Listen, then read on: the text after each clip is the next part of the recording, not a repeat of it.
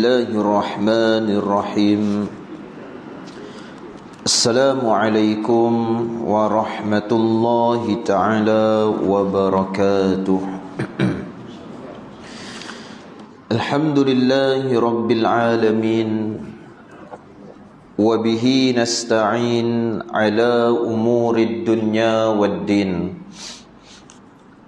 والصلاة والسلام على أشرف الأنبياء والمرسلين سيدنا محمد وعلى آله وأصحابه ومن تبعهم بإحسان إلى يوم الدين سبحانك لا علم لنا إلا ما علمتنا إنك أنت العليم الحكيم ولا حول ولا قوة إلا بالله العلي العظيم ولا حول ولا قوة إلا بالله العلي العظيم ولا حول ولا قوة إلا بالله العلي العظيم بلغ الرسالة أدى الأمانة وخسف الأمة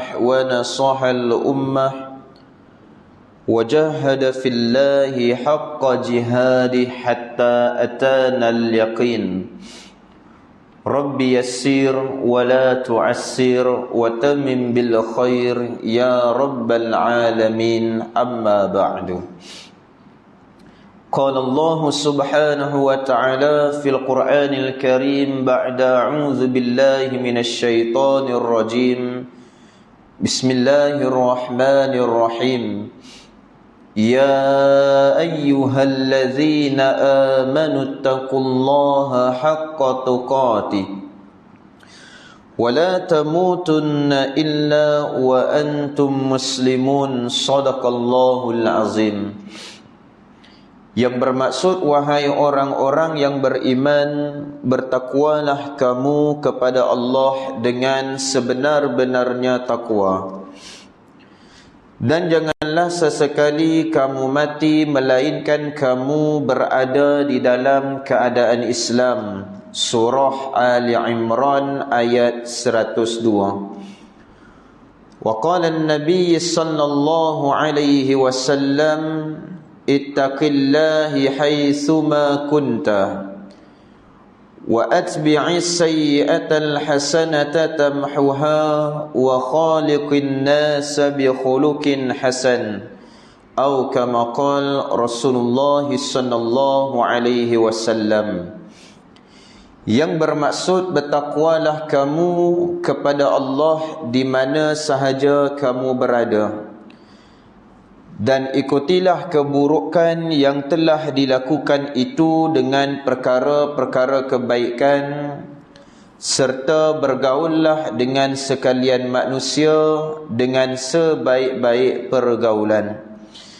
Alhamdulillah, yang saya hormati kepada Tuan Pengerusi, Timbalan Pengerusi, Ashabul Kiram, kepada Tuan-Tuan Imam, Tuan Bilal serta seluruh ahli jawatan kuasa dan saf pimpinan surau, dan yang saya hormati lagi raikan kepada tuan-tuan guru, para alim ulama, para asatizah yang turut bersama-sama dengan kita di dalam majlis ilmu pada malam ini.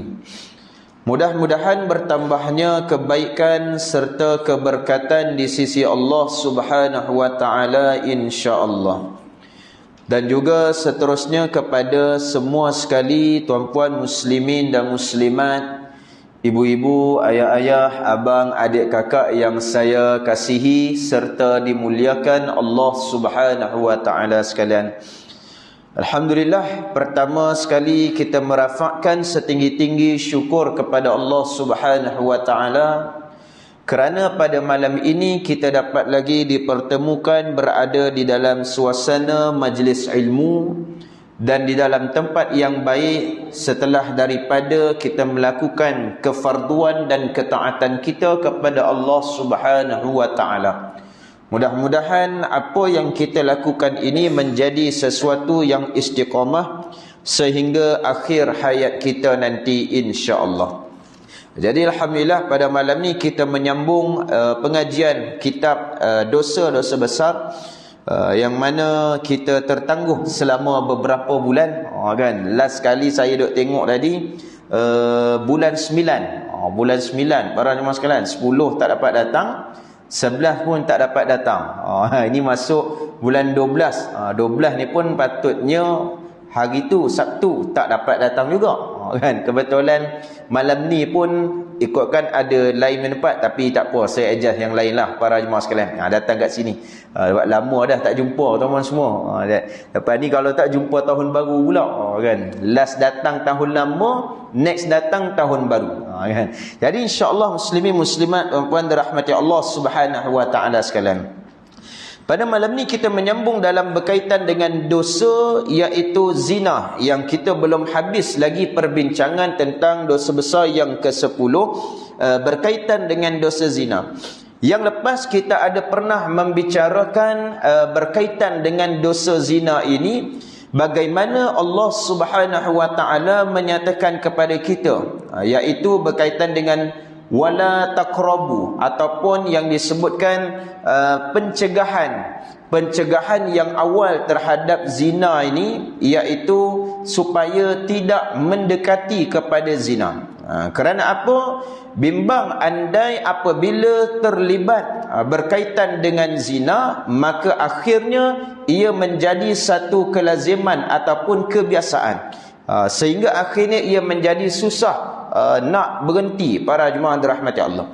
Jadi sebab itu ada perkara-perkara yang Allah sebutkan langkah awalnya bermula dengan pencegahan. Sebagai contoh zina, dan yang lain lagi sebagai contoh wala taqrabu malal yatima illa billati hiya ahsan. Jangan kamu menghampiri kepada harta anak yatim. Itu pun sebagai salah satu contoh yang Allah sebutkan tentang kalimah la taqrabu, jangan hampir. Kerana apa? Sifatnya apabila bermula dengan hampir dan untuk mencuba, takut-takut ia menjadi seronok dan jadi payah nak berhenti. Bab zina, bab menghampiri harta anak yatim, itu nanti sampai pada tajuk ni kita akan bincang lah para jemaah dirahmati Allah sekalian. Baik, pada malam ni kita sambung di antara sebuah hadis yang disebutkan daripada Abdullah bin Mas'ud radhiyallahu anhu mengatakan bahawa aku pernah bertanya kepada Rasulullah sallallahu alaihi wasallam. Kataku, ya Rasulullah, dosa apakah yang dipandang berat di sisi Allah Subhanahu wa taala? Lalu Nabi sallallahu alaihi wasallam menjawab, anta ja'ala lillahi nidaan wa huwa khalaqak. Faqultu inna dhalika la'azimun. Thumma ayyu? Qala anta qatula waladaka khasyata an yata'ama ma'aka. Qultu thumma ayyu? Qala an tazniya bihalilati jarik. Fa anzalallahu azza wa jalla tasdiqa dhalik. Yang bermaksud, Ibnu Mas'ud, Abdullah bin Mas'ud bertanya kepada Rasulullah tentang dosa yang dipandang berat di sisi Allah. Maka Nabi mengatakan, iaitu engkau menjadikan sesuatu yang engkau anggap sama dengan Tuhan padahal Dia yang menciptakanmu. Iaitu perkara yang pertama sekali, dosa yang dipandang berat tentang dia mensamakan sesuatu dengan Allah Subhanahu wa taala, sedangkan Allah menciptakan kamu. Tidak boleh dipersamakan sesuatu yang ada di atas dunia dengan Tuhan pencipta, iaitu Allah Subhanahu wa taala. Walaupun kita lihat sesuatu takjub, walaupun kita nampak ada apa-apa sahaja keindahan yang kita lihat, tetapi kita tidak boleh samakan itu dengan Tuhan, iaitu Allah Subhanahu wa taala. Kerana apabila dia bermula mempersamakan sesuatu itu dengan Allah, akhirnya ia akan jadi berfikir tentang perkara-perkara yang lain. Dia akan mula berfikir menjisimkan Allah. Maknanya berapa, ada tangan ke tidak, ada kaki ataupun tidak. Sedangkan kita tidak boleh berfikir sampai pada tahap yang demikian. Itu dosa berat yang pertama. Dan kemudian ditanya lagi kepada Rasulullah sallallahu alaihi wasallam, "Summa ayyu?" Qal, "Anta qatula waladaka khasyata an yata'amma ma'ak." Yaitu yang seterusnya dikatakan, sesudah itu apa pula? Beliau menjawab, "Jikalau engkau membunuh anakmu kerana bimbang dia akan makan bersamamu makanan tersebut." Dia takut dan bimbang tentang rezeki terhadap anak yang ada, sehingga akhirnya lakukan pembunuhan kepada anak tersebut. Kan, dia bunuh anak sebab apa? Sebab takut rezeki. Bunuh anak sebab apa? Akhirnya dia merasakan menyebabkan jadi di antara sumber kemiskinan ataupun kekurangan harta dalam hidup dia. Ni jangan sesekali walaupun ada terdetik terniat merasakan anak ini menyebabkan rezeki kurang, para jemaah sekalian. Fizikalnya betul kita nampak bila bertambah anak, kita akan rasa costing itu akan jadi bertambah. Kos hidup jadi bertambah. Kalau mula fasa awal ni pampersnya lagi, para jemaah sekalian. Lepas daripada tu pula pakaiannya pula lagi, makannya pula lagi, proses nak membesar, para jemaah dirahmati Allah. Betul kita akan nampak luaran fizikalnya, perbelanjaan akan jadi bertambah.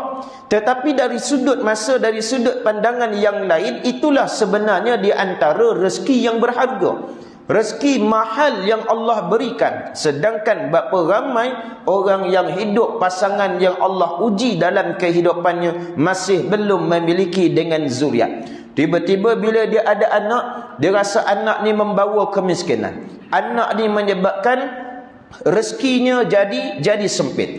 Bila dia fikir begitu, bimbang, takut, akhirnya sungguh Allah sempitkan betul-betul rezekinya. Sampailah jadi tahap akhirnya dia nak membunuh kepada anak tersebut kerana rezeki. Ini jangan sesekali. Baik. Dan yang ketiga, summa ayyu, kemudian dosa apa lagi?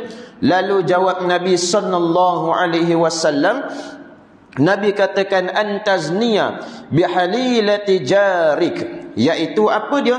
Iaitu jawabnya, jikalau engkau berzina dengan isteri tetanggamu. Lalu turunlah firman Allah Subhanahu wa taala yang berbunyi pada surah Al-Furqan ayat 68 hingga ayat 70. "Walladzina la yad'una ma'allahi ilahan akhar wa la yaqtuluna an-nafsa allati harramallahu illa bil haqqi wa la yaznun wa man yaf'al dhalika yalqa athama yudha'af lahu al-'adzabu yawmal qiyamah wa yakhlud fihi muhana illa man taba ilal akhir." Ayat sadaqallahul azim.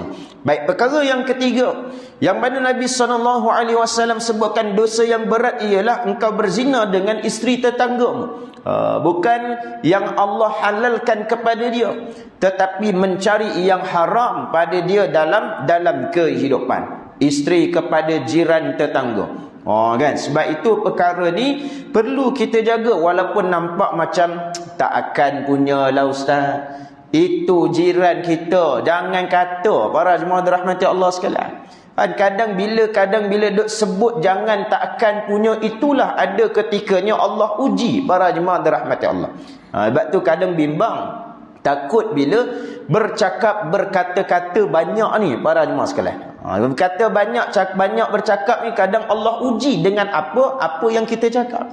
Sebab tu biasa minta Allah kuatkan hati, kuatkan diri, kuatkan iman kita pada Allah Subhanahu wa taala. Kena jiran tu pula, para jemaah sekalian, memang orang kata janda, para jemaah dirahmati Allah. Contoh, para jemaah sekalian, Allah uji, para jemaah dirahmati Allah. Tak nak panjang bab ni. Sebab dia tengah isu panas lagi sekarang. Kan? Kena isu panas lagi sekarang ni, benda-benda ni, para jemaah dirahmati Allah. Kan? Ada setengah tu kuliah muslimat, para jemaah sekalian, kata, ustaz, jangan panjang lagi bab ni, kami tengah panas lagi isu sekarang. Kan? Tak pasal-pasal suami dia balik, suami dia yang kena, para jemaah dirahmati Allah. Kena nama suami dia pula tu sama dengan orang yang tengah viral pula, para jemaah sekalian. Sudah. Kan? Suami dia tak pasal-pasal, aku pula yang kena. Kan? Para jemaah muslimin muslimat tuan-tuan dirahmati Allah Subhanahu wa taala. Baik, daripada hadis yang Nabi sallallahu alaihi wasallam sebutkan tadi, dan juga Allah turunkan ayat Al-Quran surah Al-Furqan ayat 68 sehingga ayat 70. Maka disebutkan, maka wajarlah kita memerhatikan bagaimana Allah telah menyamakan berzina dengan isteri tetangga itu dengan syirik kepada Allah Subhanahu wa ta'ala, dan membunuh orang yang diharamkan Allah akan darahnya kecuali dengan cara yang benar. Na'udzubillahi min zalik. Nak sebut besarnya dosa kepada orang yang berzina dengan isteri tetangganya, samalah seperti iaitu dengan syirik kepada Allah dan juga membunuh orang-orang yang diharamkan oleh Allah Subhanahu wa ta'ala. Besar para jemaah sekalian. Tapi hari ni bila sesuatu yang sudah menjadi seolah-olah trend lah ustaz zaman sekarang, kan? Dengan isteri orang, dengan suami orang. Ini benda-benda yang kita takut bila jadi trend kebiasaan, akhirnya yang dosa tu pun tak nampak macam berat dah para jemaah sekalian. Padahal perkara itu dah jelas berdosa, tapi dia tak nampak jadi benda yang berat, jadi satu benda yang besar. Sebab apa? Dah menjadi kebiasaan, kelaziman kita hari ini. Kan contoh muslimin muslimat tuan-puan dirahmati Allah, kita bimbang satu budaya hari ini yang muncul, iaitu bukan bernikah, melamar pasangan dalam kaedah yang salah, cara yang salah. Baru-baru ni ada buat konsert para jemaah sekalian. Konsert dibuat di Bukit Jalil. Siapa ada yang pergi tuan-tuan sekalian? Kan? Ada yang pergi, dahsyat. Bukan apa, nak tahulah juga apa realiti keadaan sebenar dekat dalam tu dan lagu-lagunya para jemaah sekalian. Orang kan baru ni buat konsert gitu. Bila buat konsert tersebut, maka yang paling bimbang takut apabila ada berlaku situasi di dalam konsert tersebut. Mula ada satu video tu yang non-Muslim tu, tak apalah para jemaah sekalian, dia bukan beragama Islam. Tengok-tengok ada pula satu lagi video tu orang Islam, orang perempuan wanita yang bertudung, yang pakai tudung yang menutup aurat para jemaah dirahmati Allah sekalian. Ketika dinyanyikan ada satu lagu daripada kumpulan tersebut, saya pun tak sempat nak study, tak masal nak kena study lirik lagu tu, apa dia punya maksud para jemaah sekalian. Ketika dinyanyikan lagu tersebut, maka lelaki ini dia seolah melamar kepada wanita ini dengan memberikan cincin dan menyarungkan cincin di jari wanita tersebut. Dan siap wanita itu ditulis atas kertas, ibaratnya seperti momen kenangan kita, kan? Dilamar ketika di dalam majlis konsert Coldplay dilaksanakan, ketika lagu Yellow dinyanyikan pada ketika itu, bertarikh sekian-sekian, tempat sekian-sekian, dan masa pun sekian-sekian. Akhirnya jadi viral para jemaah sekalian. Dan bila viral, apa yang kita bimbang? Untuk jangka masa yang panjang, orang duk tengok, anak-anak generasi ini kita duk tengok, oh ini caranya zaman sekarang, trend para jemaah dirahmati Allah. Akhirnya bila dah jadi gitu, habis dah bab perkara yang salah, perkara yang dosa, kaedah yang sepatutnya mesti dijaga, akhirnya ditolak ke tepi para jemaah sekalian, semata mengutamakan trend zaman hari ini. Ini benda yang merbahayakan, termasuklah dengan berzina bersama dengan isteri tetangganya para jemaah dirahmati Allah. Muslimin dan muslimat tuan-tuan dirahmati Allah Subhanahu wa taala sekalian. Baik, yang berikutnya dalam hadis Nabi sallallahu alaihi wasallam, Nabi pernah ada menyebutkan dalam sebuah hadis riwayat Baihaqi, yang mana Nabi bersabda, innal iman sirbalun yusarbiluhu Allahu man yasha, fa iza zana al-'abdu naza'allahu minhu sirbalal iman, fa in taba raddahu Allahu ilaih. Yang bermaksud, sesungguhnya iman itu umpama pakaian yang dipakaikan oleh Allah kepada sesiapa yang disukainya. Maka apabila sang hamba itu berzina, maka Allah akan mencabut pakaian iman daripada hamba itu. Kemudian jika dia bertaubat pula, Allah akan mengembalikan kepadanya pakaian iman itu. Nak sebut dekat sini, apa pakal pokoknya adalah berbalik kepada iman para jemaah sekalian. Yang pertama. Yang kedua, hadis ini bukan bermaksud kita boleh suka-suka on off para jemaah sekalian. Kan? Bila buat benda tu, maka tertanggallah pakaian iman sebagaimana pakaian yang dibuka ditanggalkan daripada anggota tubuh badan. Tetapi apabila dia bertaubat semula pada Allah, maka Allah pakaikan semula dengan pakaian keimanannya. Jangan duk kata, habis ustaz, kalau dah taubat, lepas tu buat lagi tanggal, lepas tu taubat balik dapat, lepas tu tanggal balik. Jangan duk main gitu para jemaah sekalian. Kan orang kita ni biasa duk fikir gitu. Tak apa dah. Kalau gitu kita buat dulu, nanti taubat dapat balik iman tu. Lepas tu buat balik lagi tanggal, lepas tu taubat balik dapat balik. Jangan para jemaah sekalian. Sebab apa?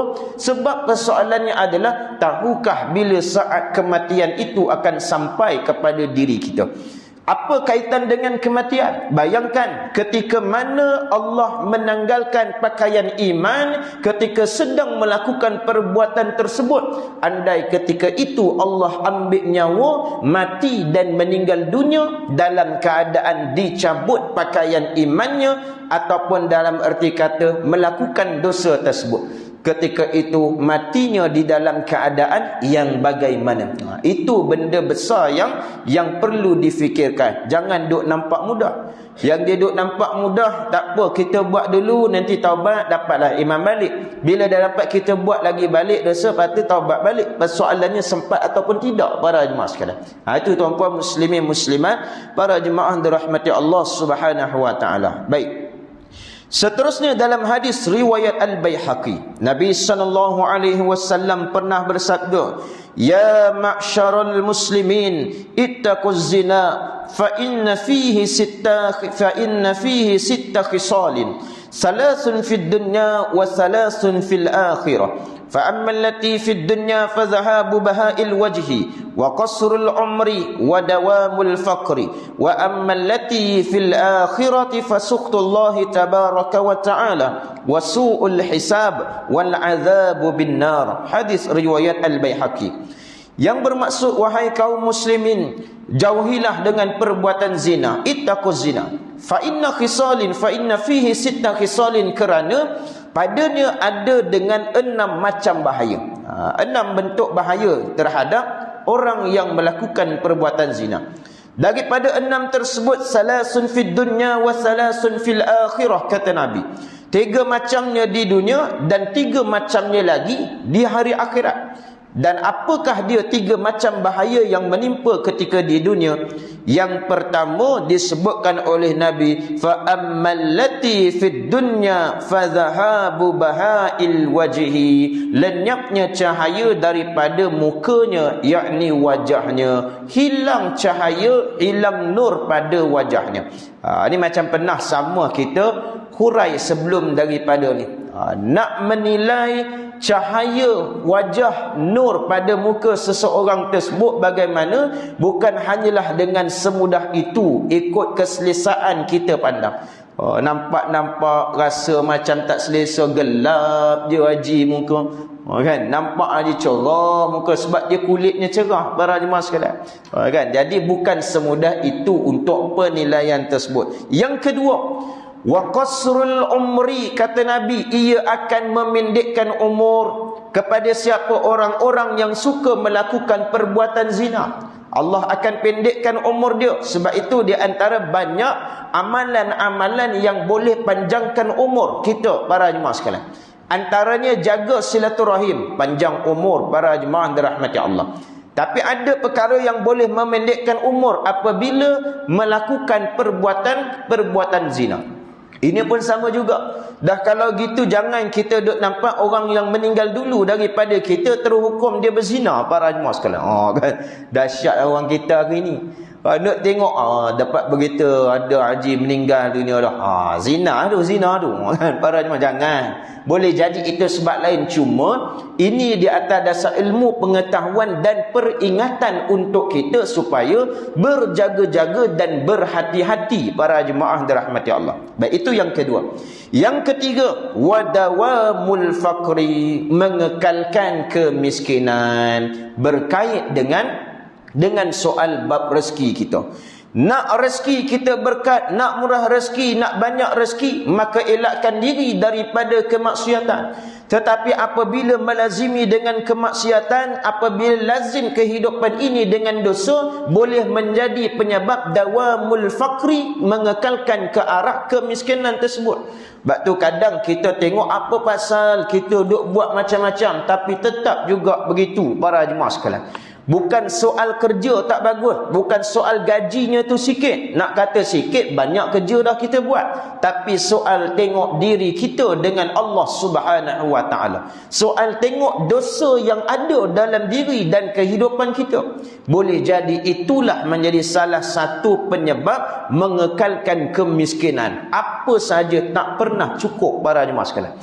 Dia rasa bukan, memanglah betul orang kata hidup ni selagi hidup tak ada yang cukup dalam hidup. Memang betul para jemaah sekalian, itu secara hakikatnya memang tak pernah cukup selagi hidup. Kan kita dapat gaji hari ni pun kita rasa tak cukup. Kalau dapat gaji lebih lagi daripada sekarang baru rasa cukup. Satu masa dapat gaji lebih daripada sekarang, kita rasa tak cukup pula masa tu. Sebab apa? Dah gaya hidupnya berbeza. Dapat bayang lagi lebih pula lagi daripada tu.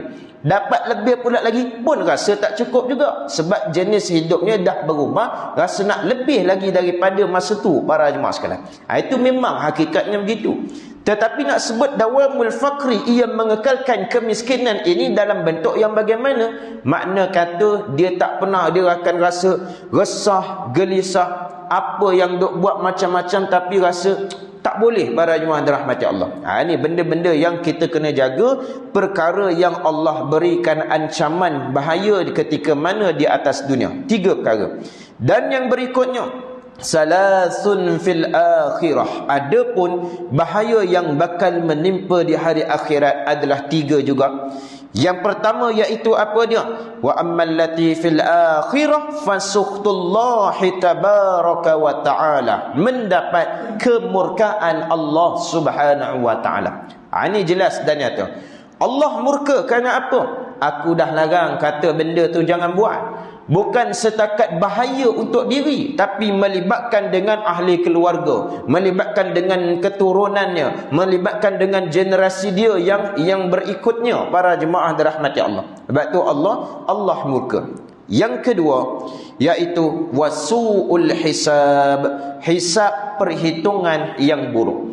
Akan dihitung, akan dihisap di hadapan Allah dengan perhitungan yang buruk. Bila perhitungan yang buruk ini, maka kita takut dan bimbang tidak ada peluang kemaafan daripada Allah Subhanahu wa taala. Ketika berada di hadapan Allah Subhanahu wa taala, apatah lagi yang paling kita takut, oleh kerana dengan kejahatan maksiat dosa zina ini akhirnya tidak dapat menyelamatkan diri kita untuk nak memasuki syurga Allah Subhanahu wa taala. Orang kata seimbang hidup dia. Amal taat banyak buat sama naik, yang jahat ni pun sama naik para jemaah dirahmati Allah. Bila dia duk nilai-nilai, tak apalah ustaz, at least seri naik dia. Kan? Seri. Yang baik banyak tu, yang jahat pun banyak tu. Seri tak apalah. Jangan yang baik kurang, yang jahatnya lebih. Setakatnya alhamdulillah ustaz, sama-sama naik. Siap boleh alhamdulillah lagi.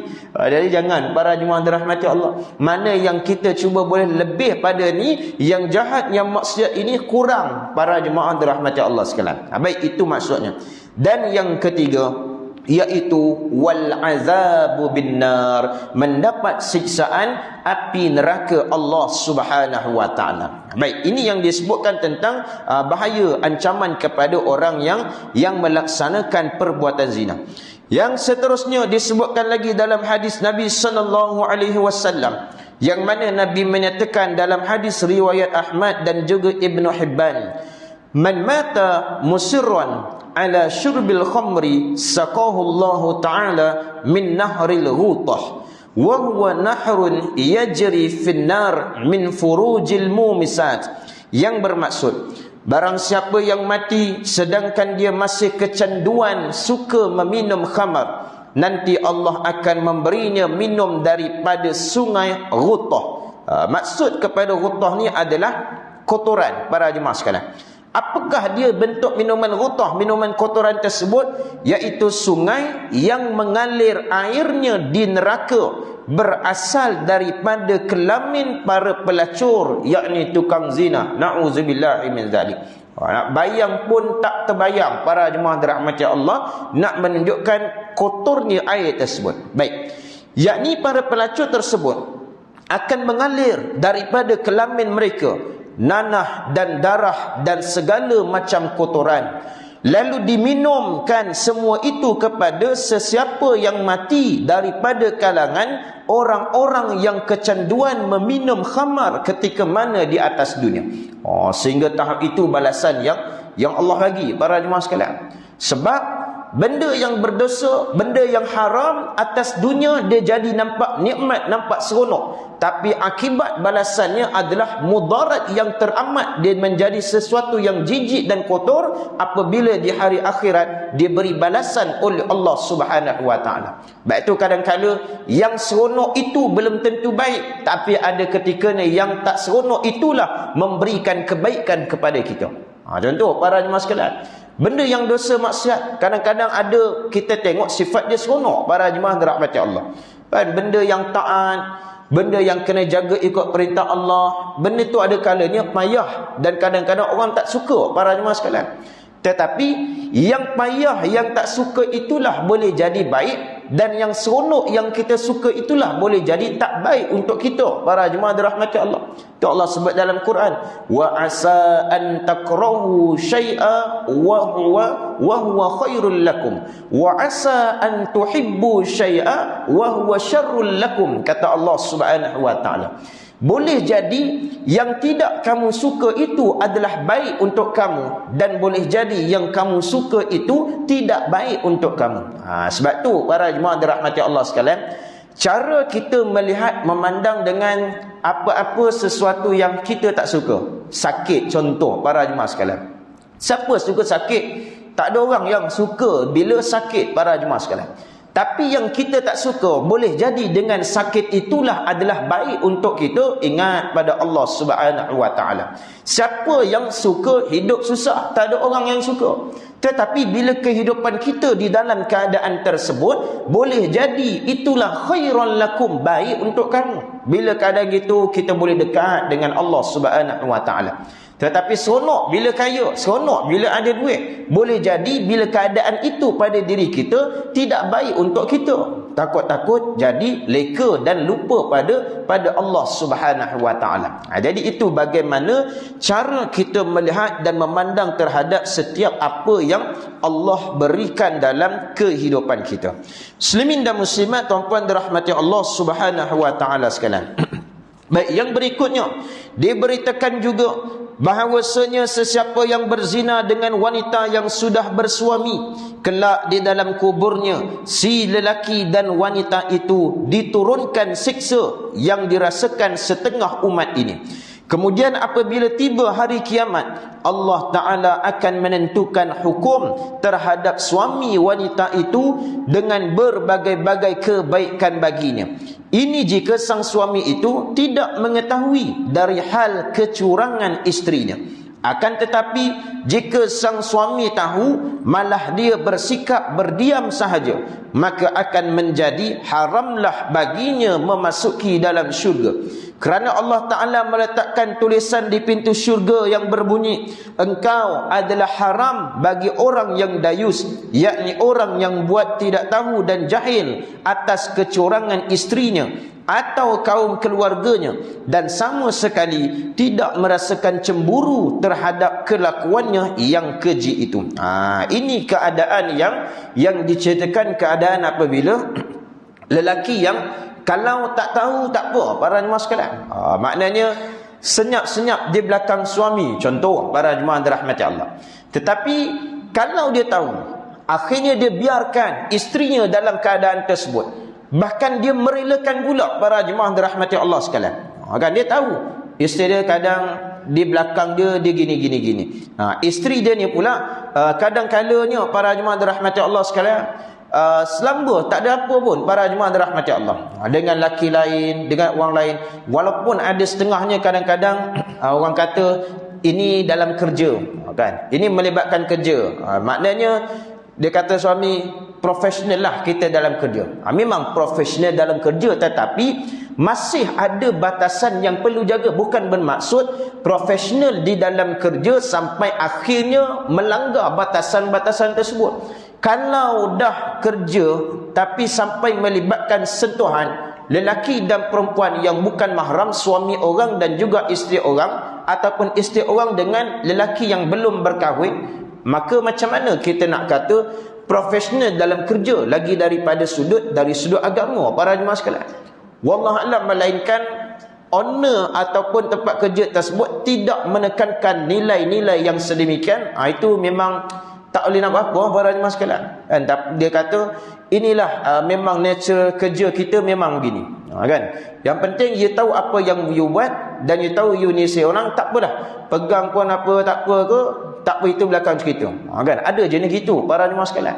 Kan? Sebab tu takut juga tengok hari ni kerja apa yang boleh kita lakukan para jemaah dirahmati Allah. Kan? Ada benda yang kadang meragukan, tengok terlibat sampai tahap gitu. Tapi dulu, sekarang ni alhamdulillah. Contoh kalau macam ada yang kena pergi outstation, kan, kerja-kerja luar, lelaki dengan perempuan, yang apa nama ni memang suami seorang, tapi sekarang ni alhamdulillah. Biasa kadang tu kena pergi dengan partner. Partner ni biasa laki dengan laki, ataupun perempuan dengan perempuan, ataupun kalau terpaksa juga mesti ada lebih. Kalau seorang tu laki, yang perempuan ni kena lebih, 2 ataupun 3 orang para jemaah dirahmati Allah sekalian. Sebab apa? Benda ni untuk kita nak mengelakkan daripada berlakunya sedemikian. Kan? Tiba pula lepas daripada tu orang tanya, habis macam mana isu sekarang yang berlaku?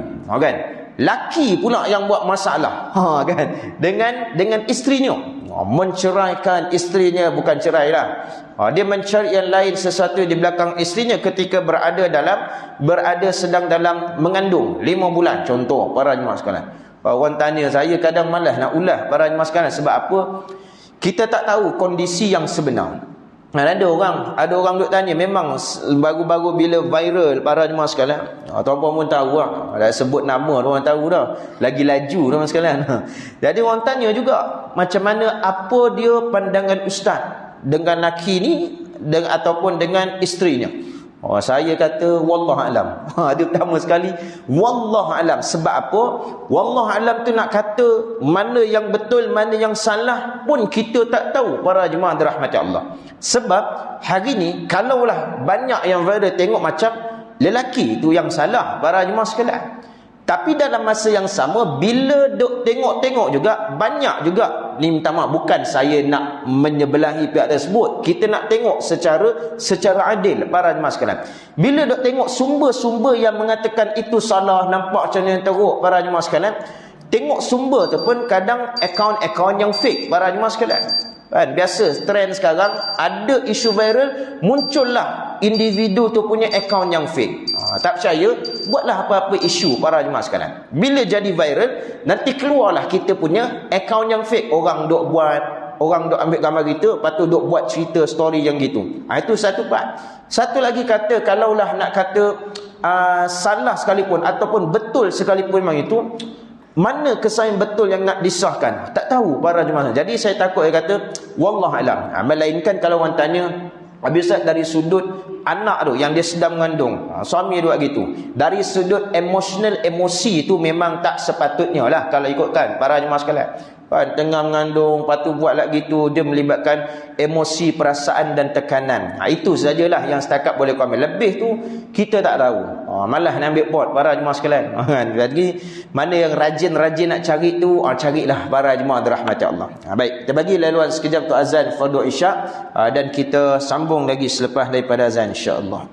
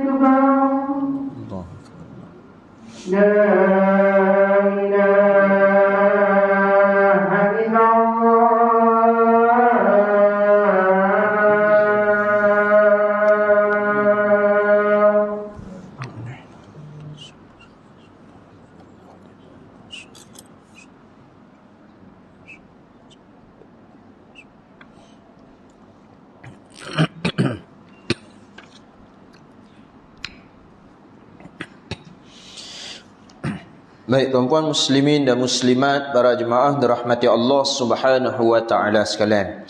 Jadi kita akhir dalam bab dosa yang ke-10 tadi, iaitu berkaitan dengan dosa zina. Kita masuk sedikit tentang dosa yang ke-11. Tajuk yang baru, dosa yang ke-11 ialah dosa liwat ataupun homoseksual, para jemaah dirahmati Allah. Liwat, homoseksual, suka dengan sesama jantina, para jemaah sekalian. Baik, Allah Subhanahu wa taala telah menceritakan kepada kita di dalam kitabnya yang mulia, yakni Al-Quranul Karim, tentang kisah Nabi Lut alaihi salam di dalam beberapa tempat. Di antaranya pada surah Hud ayat 82 dan ayat 83. فَلَمَّا جَاءَ أَمْرُنَا جَعَلْنَا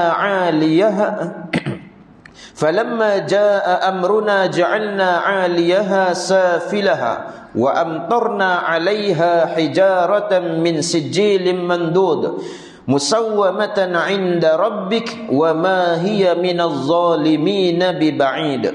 Yang bermaksud ketika siksaan daripada kami, yakni Allah itu datang, kami jadikan daripada negeri kaum Lut itu yang di atasnya dibalikkan ke bawah, dan kami turunkan hujan siksaan ke atas mereka yang berupa batu-batu dan tanah-tanah yang terbakar dan bertubi-tubi, sebagai yang diberi tanda di sisi Tuhanmu. Dan yang demikian itu tiadalah jauh daripada orang-orang yang zalim.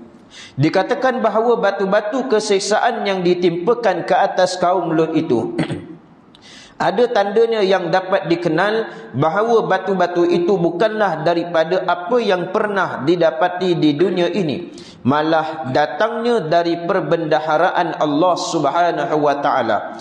Tiada siapa yang bakal menguasainya selain dia semata-mata ataupun dengan keizinannya. Baik. Pertama sekali dalam bab liwat, dosa liwat homoseksual pernah berlaku, dan balasan yang ditunjukkan oleh Allah Subhanahu wa taala jelas ketika mana di dalam zaman kaum Nabi Lut alaihi salam. Ketika mana Nabi Lut bersama dengan kaumnya yang berlaku di satu tempat namanya kota Sodom, para jemaah sekalian.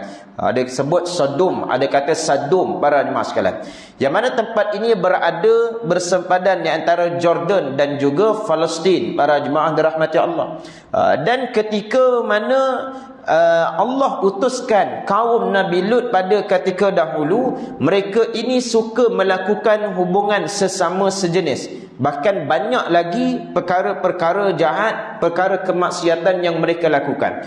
Salah satunya mereka suka lakukan hubungan dengan sesama jantina, para jemaah dirahmati Allah. Sehinggalah akhirnya Nabi Lut memberikan peringatan kepada kaumnya dengan mengatakan, jangan kamu melakukan perbuatan terkutuk ini. Sedangkan Allah Subhanahu wa taala telah memberikan sesuatu yang halal untuk kamu semua. Jikalau kamu berkeinginan, maka cari yang halal. Contoh, lelaki dengan pasangannya adalah wanita, mesti dalam berkahwin, para jemaah dirahmati Allah. Tetapi akhirnya kaum ni ingkar, dia tak mau ikut dengan apa yang dipesankan daripada Nabi Lut alaihi salam. Maka Allah datangkan balasan kepada mereka. Bahkan diceritakan sehingga orang-orang yang datang, orang lelaki yang tampan, lalui ataupun memasuki dalam kawasan tersebut, mereka juga diugut untuk melakukan perbuatan tersebut. Akhirnya sampai jika mereka tak nak ikut dengan apa yang mereka minta, maka mereka dihalau, tidak dibenarkan untuk masuk di dalam kawasan tersebut, iaitu kota Sodom, para jemaah dirahmati Allah. Jadi ini yang mana berlaku ketika mana di zaman kaum Nabi Lut.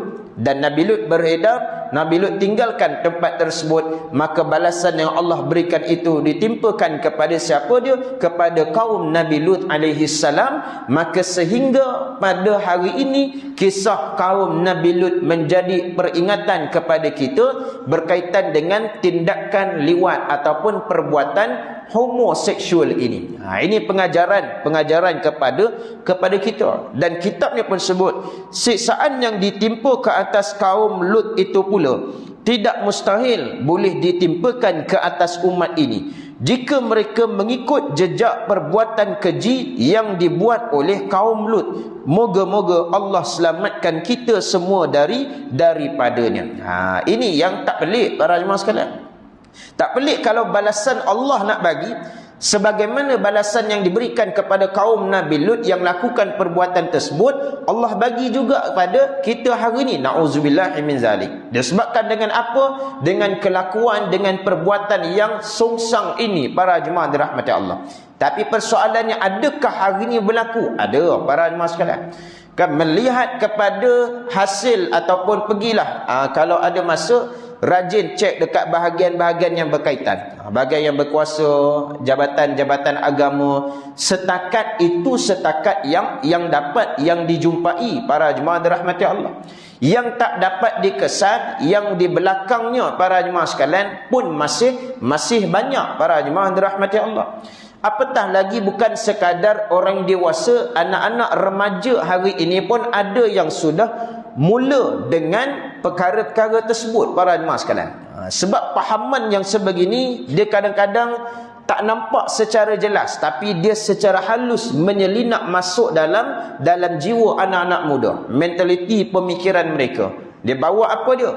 Dia bawakan menunjukkan bahawasanya kira okeylah kalau suka apa pun sesama jantina, daripada saya dengan berbeza jantina melakukan zina, melakukan maksiat. Dia bawa budaya pemahaman gitu, para jemaah sekalian. Kalau tak kuat, kita akan nampak, orang akan nampak apa dia. Betul juga. Apa pun laki dengan laki tak apa. Berbanding ustaz, kalau saya dengan perempuan. Bila dengan perempuan tengok jadi berzina, lepas tu anak-anak yang lahir tu pula yang bukan daripada cara yang betul dan sebagainya, lagi teruk. Dengan laki okey lagi sikit. Dia nampak gitu, para jemaah dirahmati Allah. Sedangkan tak boleh kita nak buat perbandingan begitu, para jemaah sekalian. Mana boleh buat bandingan yang begitu? Kena lihat, walaupun demikian sesama jantina pun tak boleh juga. Lelaki dengan lelaki beza, berkawan, sahabat rapat, tetapi sampai kepada tahap yang melampaui batas, berlakunya liwat ini, dia jadi nafsu kesukaan dia dengan sama jantina. Ini bahaya. Nauzubillah min zalik. Hari ni pantau kadang kalau bukan kita nak sangka buruk kan, tapi tengoklah ada sampai yang patuk anak dah 30 tahun kan. Nak kahwin, kau tak nak kahwin ke? Tak nak lah mak. Tak tahu, tak ada rasa keinginan lagi nak kahwin. Okey lagi kalau kata gitu, tak ada keinginan nak kahwin. Ini kata tak nak kahwin, tak tahulah mak, tak ada rasa keinginan lagi. Tengok perempuan, tengok wanita pun dengan perempuan pun tak ada rasa keinginan. Ini hati-hati, jaga-jaga para jemaah sekalian. Bukan kita nak ngebaik, nak sangka buruk, tapi kena mencegah dan berjaga-jaga daripada awal. Takut something, sesuatu pelik ni. Orang yang perempuan biasalah, naluri fitrah lelaki, dia rasa keinginan, rasa suka dengan wanita standard normal. Habis hati kalau tak ada rasa dengan wanita, tapi pula dengan sama lelaki, dengan sama lelaki saya kawan rapat sangat dengan dia. Ini yang lagi bimbang, lagi takut para jemaah dirahmati Allah. Baik, benda ni sama-sama kita turut zaman hari ni takut sangat para jemaah sekalian. Apa yang jumpa, apa yang hasil yang dapat para jemaah dirahmati Allah. Muslimin muslimat tuan-puan dirahmati Allah Subhanahu wa taala sekalian. Baik, yang terakhir, satu hadis Nabi SAW yang mana Nabi juga pernah melaknat orang yang mengerjakan perbuatan itu sehingga pada 3 kali. Bahkan termasuklah dengan orang yang melakukannya. Yang mana disebutkan dalam hadis riwayat Tabarani, la'anallahu man amila amala qaumi lut, la'anallahu man amila amala qaumi lut, la'anallahu man amila amala qaumi lut. Allah mengutuk siapa yang membuat perbuatan kaum Nabi Lut. Dia ulang sebanyak 3 kali. Allah mengutuk siapa yang membuat perbuatan kaum Nabi Lut. Allah mengutuk siapa yang membuat perbuatan kaum Nabi Lut alaihi salam. Bermaksud tidak ada sesuatu yang boleh mengubah untuk menjadi baik dengan perbuatan tersebut. Kan memang orang kata tengok Ustaz, ada kot-kot boleh jadi elok ke, hukum tu boleh berubah? Tak boleh para jemaah sekalian. Yang jelas haram tidak ada yang boleh mengubah supaya akhirnya dia boleh tiba-tiba boleh menjadi halal para jemaah sekalian. Itu bukan kena tengok pada keadaan sesuatu yang lain. Memang kaedah asal fiqh al-aslu fil asya' al-ibahah. Asal kepada sesuatu itu adalah harus, tetapi dia boleh berubah mengikut kepada keadaan, situasi, waqi', tapi bukan terhadap benda yang jelas haram dan berdosa para jemaah sekalian. Kalaulah begitu mudah para jemaah sekalian. Menutup aurat asalnya harus, tengok pada keperluan, dia boleh jadi halal dan boleh jadi haram. Tak boleh para jemaah sekalian.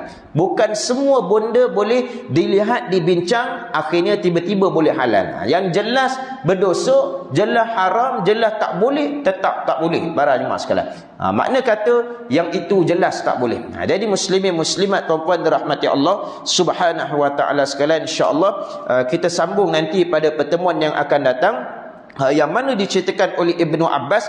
Selain daripada itu ada 10 perkara yang disebutkan sebagai pekerjaan-pekerjaan yang buruk dilakukan oleh kaum Nabi Lut alaihi salam, selain daripada liwat ataupun homoseksual ini. Nanti kita akan bincang pada pertemuan yang akan datang. Wallahu a'lam. Yang baik itu datang dari Allah, yang lemah dan kurang pada diri saya mohon ampun dan maaf. Mudah-mudahan kita semua sekali diampuni oleh Allah Subhanahu wa taala insyaallah. Aqulu qawli hadza wa astaghfirullahal azim li wa lakum. Assalamualaikum warahmatullahi taala wabarakatuh.